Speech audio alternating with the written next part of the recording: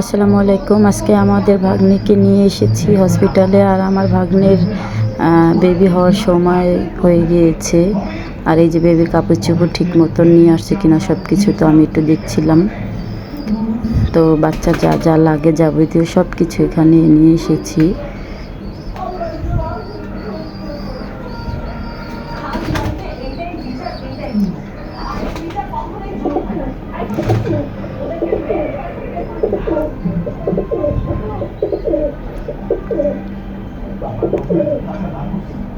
আমরা হসপিটালে ভর্তি হয়েছি দুপুর 2টায়। আর এই যে আমার ভাগ্নি আর ভাগ্নির নানি তারা কান্না করছে, তাকে একটু পরেই নিয়ে যাবে, তাই ভয়ে কান্না করছে আমার ভাগ্নি। আর সেই সাথে আমার মাও, আর ওই যে ভাগ্নির মাও কান্না করছে।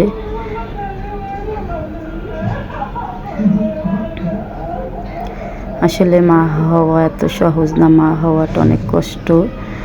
আবার সিজার হবে তাই ভয় পাচ্ছে। এই যে নিয়ে যাচ্ছি আমরা।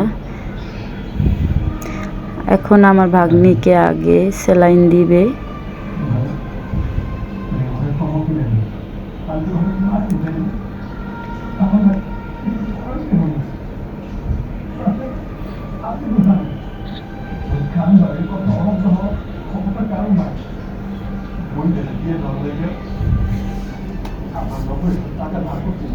এই যে স্যালাইন দেওয়া শেষ, তো আমার ভাগ্নি এখন শুয়ে আছে আর তার শাশুড়ি দোয়া করছে তার জন্য। আর আমার মা তো সবসময় সাথে সাথেই, তার নাতি যেহেতু।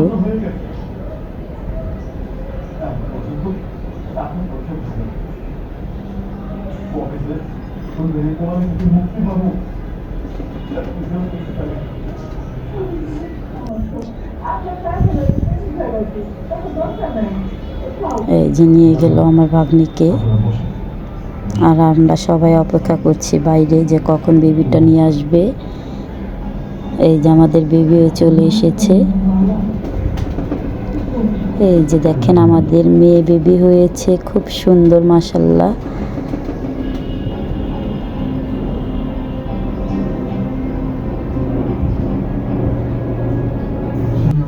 মেয়ের বাবা মেয়ের খবর নিচ্ছে আর আমরা আমাদের মেয়ের খবর নিচ্ছিলাম।